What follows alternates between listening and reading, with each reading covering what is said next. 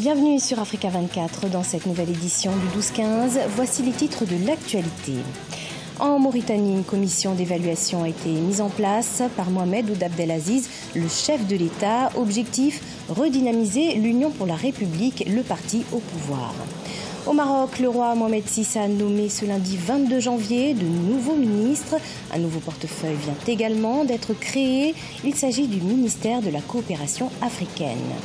Et puis, une chorale pas comme les autres en Ouganda, composée d'enfants orphelins. Elle se lance dans une tournée internationale et s'est déjà produite à Buckingham Palace ou encore à la Maison Blanche.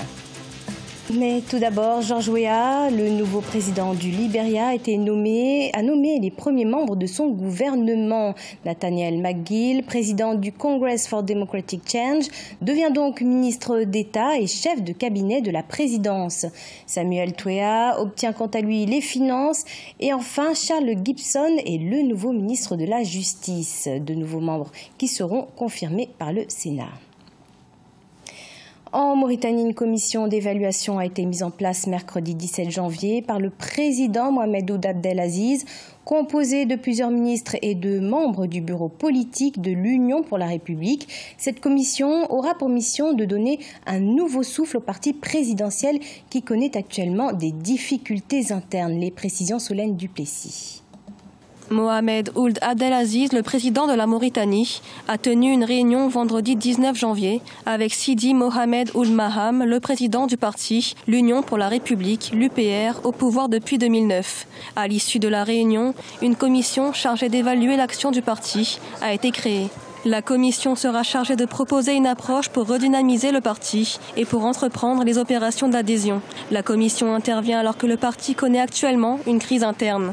L'UPR a été créé dans une situation particulière pour fédérer les soutiens de Ould Abdelaziz à l'époque, alors qu'il sortait d'une période d'exception de coup d'État et qu'il entendait se normaliser à travers des élections normales acceptées par tous. Et donc depuis, il est dans une situation plus ou moins extraordinaire parce que son chef veut rompre avec des méthodes politiques anciennes, celles qui font qu'il y a un financement de la part des autorités administratives de l'administration. Donc il y a aussi un problème de moyens, c'est-à-dire qu'on n'a pas encore trouvé les moyens de financer des activités du parti. Cette commission, composée de plusieurs membres du gouvernement, est présidée par le ministre de la Défense, Diallo Mamadou Batia, et la coordination est assurée par le président du parti. La réflexion devrait aboutir à un renouvellement des instances. Une étape qui pourrait permettre de tourner la page de la fronde des sénateurs qui s'étaient opposés à la réforme constitutionnelle voulue par le chef de l'État. Des sénateurs en rupture avec l'UPR mais qui n'ont pas été exclus formellement. Les membres du comité ont les compétences et le dévouement pour le parti et le peuple. Le gouvernement est à son service. L'objectif de la commission d'évaluation de l'UPR est aussi d'avoir un parti suffisamment solide en prévision des prochaines élections législatives prévues en novembre 2018 et celles de la présidentielle de 2019.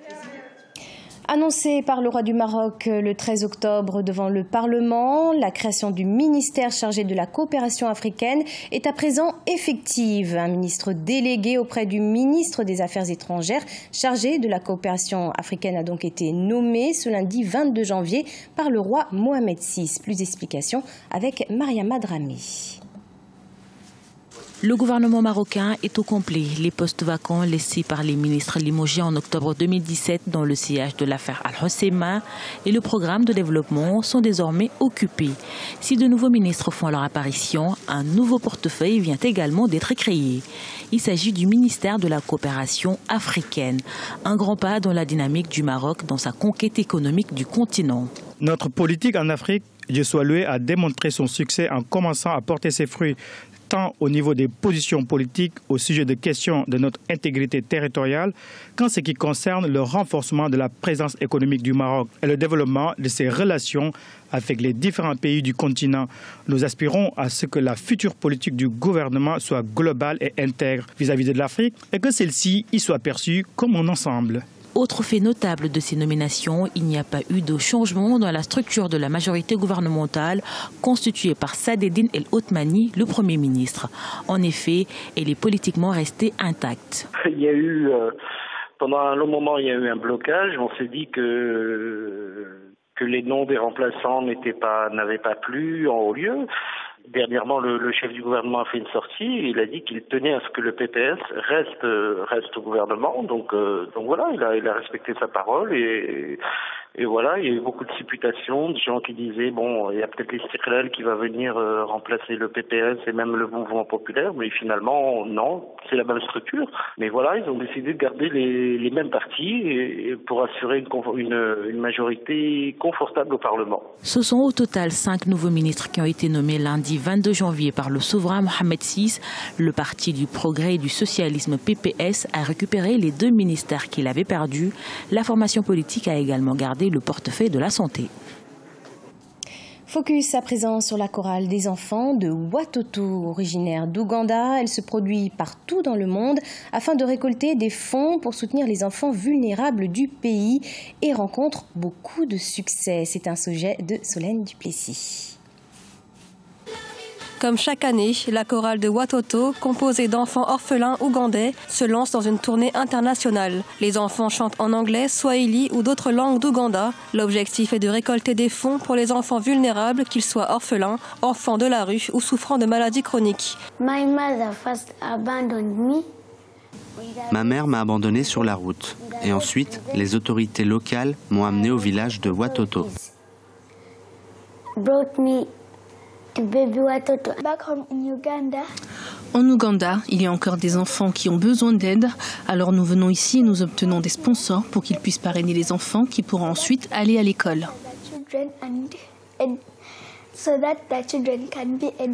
La troupe de chanteurs est prise en charge par le programme Watoto. La structure leur procure tous les moyens nécessaires pour leur épanouissement, comme l'éducation, la santé ou encore l'alimentation. Au cours des 6 prochains mois, les enfants effectueront une tournée en Grande-Bretagne.